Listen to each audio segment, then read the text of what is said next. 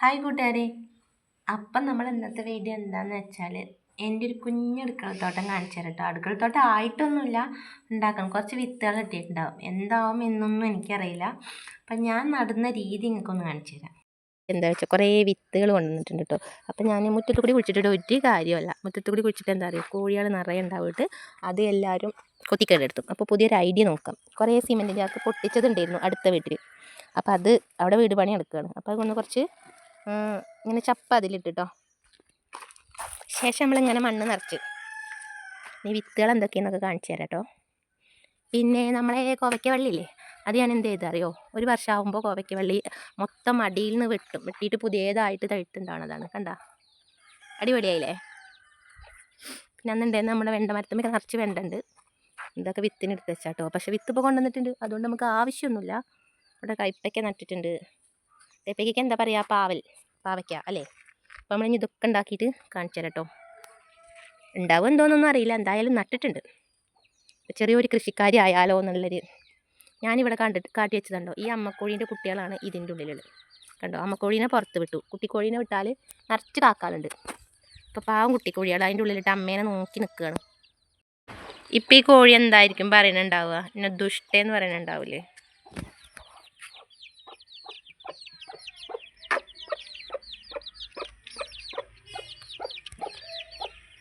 അന്ന് നമ്മൾ നട്ട പയറൊക്കെ മുളച്ചിട്ടോ, കണ്ടില്ലേ. പയറൊക്കെ മുള വന്ന് ഇനി എന്ത് ചെയ്യണം, യൂട്യൂബിൽ നോക്കിയിട്ട് വേണം. പിന്നെ ഇതാക്കണ വെണ്ട ഉണ്ടായിട്ടുണ്ട്. പിന്നെ അവിടെ കുഴിച്ചിട്ട് കോഴി വെണ്ടൊക്കെ അവിടെ ഉണ്ടായിട്ടുണ്ട്. പിന്നെ ഇതെന്തോന്ന് മുളച്ച് വരുന്നുണ്ട്. എന്തിൻ്റെ വിത്ത് അതിൽ വെച്ചതെന്നറിയില്ല. ഇത് പയറാണ്. അങ്ങനെ നമ്മൾ ഇതാക്കണം. തൊഴിലുറപ്പുകാർ പണിയെടുത്തിരുന്നേ. അപ്പം അതിൽ കൂടെ ഒക്കെ നമ്മളിനി ഇതിലൊക്കെ കോഴി കേടെടുത്തിനെ. മഞ്ഞളും ചെറിയ ചേമ്പും വിത്തുണ്ടായിരുന്നു, അതൊക്കെ നട്ട് വെച്ചിട്ടുണ്ട്. നമുക്കിന് ഇങ്ങനെ പണിയെടുക്കാനും വയ്ക്കൂല.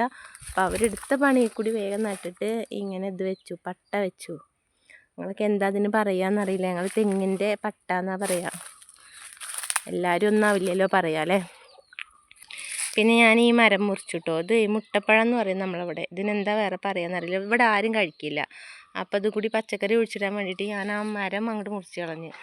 കാരണം ഇനി അത് തെഴുത്തുണ്ടാവും. ഒരു പ്രാവശ്യം ഞാൻ കട്ട് ചെയ്തതാണ്. നമ്മളവിടെ ഒരു മൂച്ചയുണ്ട്. ആ മൂച്ചിയുമേ ഇതും ഒക്കെ പാടെ അവിടെ വരുമ്പോൾ ഈ തെങ്ങ് അങ്ങോട്ട് ചെരിഞ്ഞ് പോവുക, അങ്ങനെയൊക്കെ ആയതുകൊണ്ട് അത് നമ്മളാണ് കട്ട് ചെയ്ത്. പിന്നെ നമ്മളെ വെണ്ടമരം കുറച്ച് വലുതായി. പിന്നെ നമ്മൾ അടിയിൽ നിന്നൊന്ന് കട്ട് ചെയ്ത് കൊടുക്കുക വിചാരിക്കുന്നുണ്ട്. ഒന്ന് കട്ട് ചെയ്യാം, പിന്നെ നാളെ കുറച്ച് ഇത് തെഴുത്ത് വന്നിട്ട് മറ്റതും കൂടെ കട്ട് ചെയ്യാം. അല്ലെങ്കിൽ പിന്നെ നമുക്ക് വെണ്ടക്കായ ഉണ്ടാവില്ല. അപ്പോൾ അങ്ങനെയൊക്കെയാണ് ഇന്നത്തെ പരിപാടികൾ. അപ്പോൾ നമുക്ക് ഇവിടെ വെച്ച് കട്ട് ചെയ്യാം. കത്തി നല്ല മുറിച്ചുണ്ടാവുകൊണ്ട് വേഗം അങ്ങോട്ട് മുറിഞ്ഞു അല്ലേ.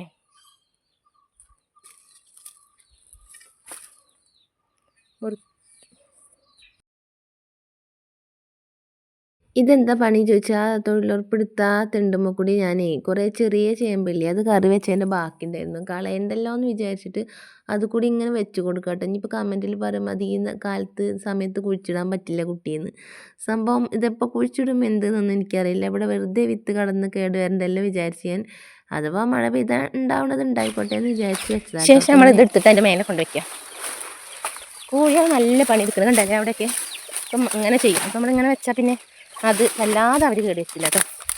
അതിനും കൂടിയാണ് നമ്മൾ ഇവനെ വെച്ച് നശിപ്പിച്ചത്. അപ്പം ഇന്നത്തെ വീഡിയോ ഇത്രയൊക്കെ ഉള്ളൂ. Thank you.